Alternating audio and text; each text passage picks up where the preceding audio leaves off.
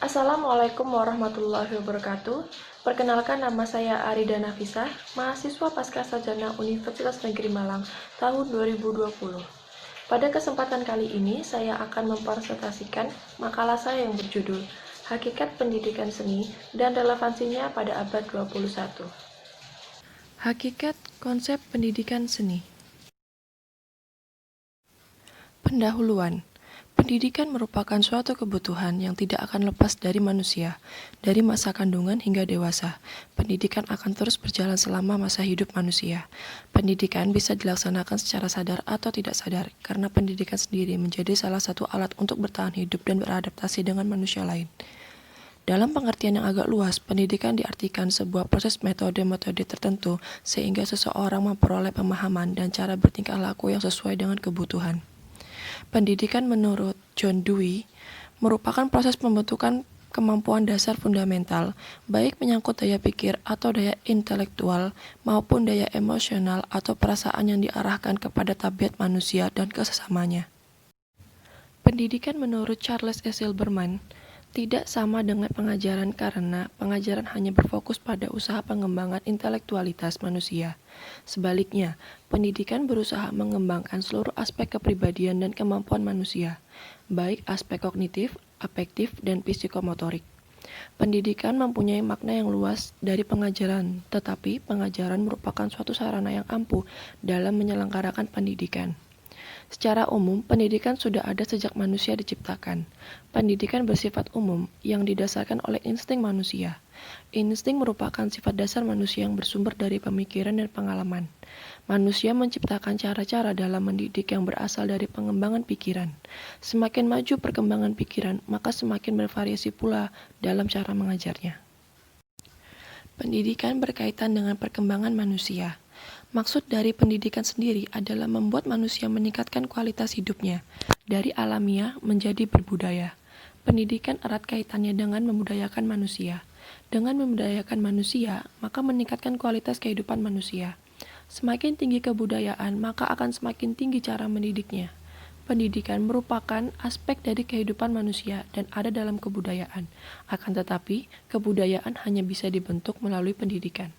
Oleh karena itu, pendidikan diperlukan untuk membudayakan atau memanusiakan manusia. Peranan pendidikan memiliki tujuan yang cukup mendasar, yaitu mencerdaskan kehidupan bangsa yang mencakup kecerdasan intelektual, spiritual, dan emosional. Pendidikan adalah upaya untuk memajukan tumbuh budi pekerti, kekuatan batin, karakter, pikiran, intelek, dan tubuh anak. Pentingnya akhlak, moral, dan budi luhur menjadi fokus untuk mencerdaskan bangsa. Pendidikan dilakukan melalui usaha sadar dan terencana untuk mewujudkan suasana belajar dan proses pembelajaran agar peserta didik secara aktif mengembangkan dan mengaktualisasi potensi dirinya. Cara yang digunakan oleh pendidikan ini melalui proses kesenian, sehingga pendidikan seni menjadi salah satu acuan yang digunakan untuk mengembangkan kecerdasan. Konsep pendidikan seni. Pendidikan seni di sekolah menggunakan pendekatan terpadu yang penyusunannya dirancang secara sistematis berdasarkan keseimbangan antara kognitif, afektif, dan psikomotorik. Pendidikan seni di sekolah digunakan untuk menumbuhkan rasa estetik dan kritik sehingga tercipta rasa kritis, apresiatif, dan kreatif. Sikap ini akan muncul apabila dalam proses belajar yang meliputi pengamatan, penilaian, serta rasa ingin memiliki dilibatkan langsung kepada siswa, baik dalam kelas maupun di luar kelas.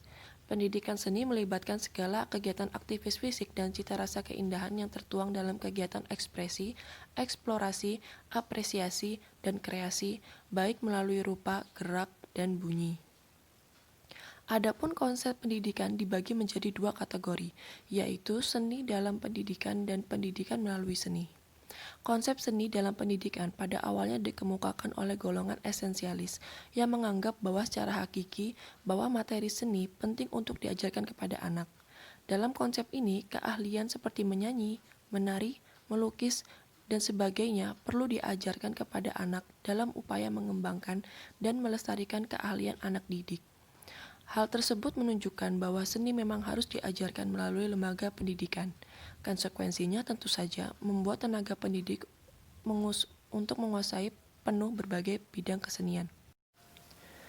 Konsep yang kedua yaitu pendidikan melalui seni. Berdasarkan pandangan ini, untuk mencapai tujuan dari pendidikan, seni dilihat sebagai sarana, bukan sebagai tujuan seni itu sendiri. Konsep ini lebih menekankan pada proses daripada hasil. Konsep ini menggunakan seni sebagai pembelajaran untuk mendorong perkembangan anak didik secara optimal dan menciptakan keseimbangan rasional dan emosional. Pendidikan melalui seni memiliki tujuan untuk membentuk manusia melalui seni, sehingga perkembangan dalam pemenuhan dirinya dapat terpenuhi. Idealnya, pendidikan mengajarkan agar anak-anak menjadi merdeka atau menjadi diri mereka sendiri, terutama ketika di dalam lingkungan rumah atau sekolah. Sekolah diharapkan menjadi sarana yang dapat memberikan inspirasi yang berguna untuk pendidikan lanjutan hingga menjadi dewasa. Tujuan dari pendidikan seni akan memelihara perilaku dan lebih esensial dalam membentuk kemandirian anak. Fungsi dan tujuan seni adalah untuk menumbuhkan sikap toleransi, demokrasi, dan beradab, mengembangkan kemampuan imajinatif, ekspresif, menumbuhkan kepekaan rasa, keterampilan, serta menerapkan teknologi dalam berkreasi seni. Adapun fungsi untuk anak didik sebagai berikut. Pertama, yaitu sebagai wahana ekspresi. Seni berkaitan dengan kejiwaan manusia. Manusia memiliki berbagai macam perasaan, mulai dari senang, sedih, cemas, gelisah, gembira, ceria, dan lain sebagainya. Hal tersebut hanya bisa dirasakan oleh manusia itu sendiri, dan perilaku kejiwaan tersebut merupakan ekspresi yang nyata. Dalam pembuatan karya seni akan selalu dilatar belakangi oleh kejiwaan, karena dalam membuat karya tidak hanya sekedar meniru alam, memotret alam, namun juga melibatkan unsur perasaan. Wahana ekspresi ini membantu anak meluapkan seluruh isi jiwanya pada suatu karya tanpa ada campur tangan orang lain. Pentingnya pendidikan emosi telah diungkapkan para ahli sejak lama. Francesco tahun 1958 mengungkapkan bahwa tugas pendidikan seni rupa antara lain sebagai penghalus rasa dan pendidikan emosi. Penguasaan emosi menjadi hal penting karena dapat disalurkan ke wujud yang memiliki nilai ekspresi komunikasi. Kegiatan penguasaan dan penyaluran ekspresi menjadi lebih dinamis dan terkonstruksi. Melalui pengembangan ini, peserta didik akan terstimulasi dengan rasa aman dan penuh percaya diri. Yang kedua yaitu sebagai sarana pengembangan kreativitas anak. Aspek kreativitas memiliki peran penting dalam kehidupan manusia karena dapat mengembangkan ide-ide konstruktif yang dapat membantu pemerintah ataupun masyarakat dalam memajukan kehidupan dan kebudayaan. Pendidikan seni menjadi wahana yang tepat untuk mengembangkan kreativitas anak sejak dini. Pendidikan seni lebih mengacu pada hal yang fitrah. Lebih dini artinya menjadi suatu yang lumrah, tetapi harus diartikan mesti dilakukan sejak dini dan disadari oleh orang dewasa, karena jika lewat dari masa kanak-kanak, maka pembinaan hanya akan berdampak kecil dan hanya berpengaruh kepada anak-anak yang memiliki pembawaan saja. Pengembangan kreativitas ini harus dilakukan dengan cara memberikan pengenalan dalam berbagai jenis media, baik melalui rupa, gerak, dan nada. Yang ketiga yaitu sebagai sarana pengembangan bakat. Bakat sudah ada sejak lahir, namun pembinaan bakat perlu dilakukan sejak dini agar mendapatkan hasil yang baik. Pembinaan bakat dapat dilakukan melalui pendidikan seni. Pendidik akan memantau keberadaan bakat seninya, lalu membantu mengarahkan sehingga kemampuan tersebut dapat dipertajam, sehingga membantu peserta didik untuk ke jenjang yang lebih tinggi. Sementara, siswa yang tidak memiliki bawaan bakat akan tetap diawasi dan diarahkan ke bidang tertentu lainnya. Yang keempat yaitu sebagai sarana pembentukan kepribadian diri. Kepribadian dalam seni lebih diarahkan kepada rasa cinta terhadap kesenian dan bangsa, mau menerima kesenian asing yang sudah diseleksi. Pengenalan terhadap benda seni dan tokoh-tokoh seni serta lingkungan dapat menumbuhkan rasa cinta terhadap alam dan kesenian bangsanya. Hal ini dapat mengurangi timbulnya penyimpangan-penyimpangan yang dapat merusak moral dan identitas jati diri bangsa. Yang kelima, yaitu sebagai sarana pembinaan impuls estetik. Seni adalah segala keindahan yang diciptakan manusia. Karya seni dari zaman prasejarah hingga sekarang memiliki ciri keindahannya sendiri. Keindahan ini sangat jelas, terutama dilihat dari bentuk seni itu sendiri. Teori keindahan subjektif ini menjadi impuls keindahan yang berbeda dari satu anak dengan yang lainnya. Berbeda dengan keindahan objektif yang menekankan kepada bentuk benda tertentu yang memang sudah memiliki keindahannya tersendiri. Keindahan yang bersifat subjektif ini yang dapat dibina dengan mengembangkan kepekaan terhadap keindahan. Pengenalan dengan objek yang memiliki nilai estetik dapat membantu kepekaan yang selanjutnya akan menjadi apresiasi terhadap benda seni. Perkembangan pendidikan seni rupa pada abad 21. Perkembangan seni rupa tidak akan lepas dari era teknologi. Zaman akan semakin maju dan perkembangan seni akan selalu maju mengikuti zaman. Pada zaman sekarang, media yang digunakan dalam proses belajar mengajar selalu akan menciptakan kebaruan. Teknologi yang digunakan dalam pendidikan seni akan sangat membantu siswa dalam belajar. Pertautan seni dengan teknologi visual telah digambarkan oleh Fairplay tahun 1986 dalam bukunya Art and Mass Media and Walker tahun 1996 dalam Art in the Age of Mass Media. Palfrey menyatakan bahwa kelahiran media massa dipengaruhi oleh perkembangan seni. Semakin berkembangnya seni rupa, maka akan semakin maju pula perkembangan media yang digunakan. Hal ini dapat membantu dunia pendidikan dalam memajukan kualitas pembelajaran menjadi lebih baik.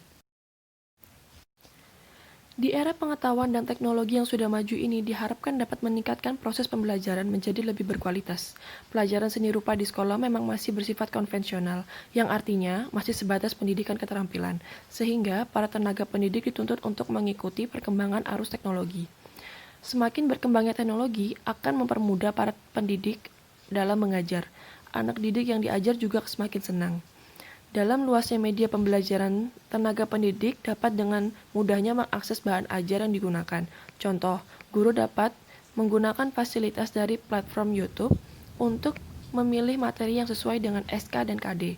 Tidak hanya itu, media audiovisual juga sangat membantu proses pembelajaran.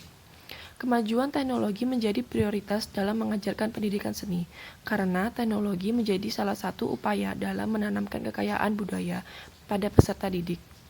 Karena media teknologi dapat memberikan contoh atau bahan ajar dengan bukti yang ada di lapangan, sehingga peserta didik dapat tertarik dan tidak jenuh dalam pembelajaran.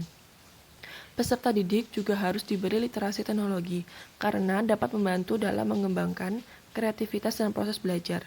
Internet memiliki banyak informasi, namun juga memiliki banyak keburukan di dalamnya. Peserta didik harus hati-hati dengan memfilter konten yang tidak sesuai dengan nilai-nilai pendidikan. Pembangunan kesadaran harus kuat sehingga penyeleksian informasi tidak menjadi masalah di kemudian hari. Tenaga pendidik dan anak didik harus sama-sama kritis terhadap perkembangan budaya, karena perkembangan global culture terbuka secara luas tanpa sekat. Budaya harus selalu dikritisi agar tidak jauh dari nilai-nilai yang telah dikembangkan dalam pendidikan. Penutup. Pendidikan akan menjadi sumber utama kebutuhan manusia karena pendidikan menjadi alat utama untuk bertahan hidup di masyarakat. Pendidikan akan semakin berkembang dengan semakin majunya ilmu pemikiran masyarakat dan teknologi. Berkembangnya ilmu maka akan menjadikan manusia menjadi lebih berbudaya karena pendidikan memiliki kaitan erat dengan budaya.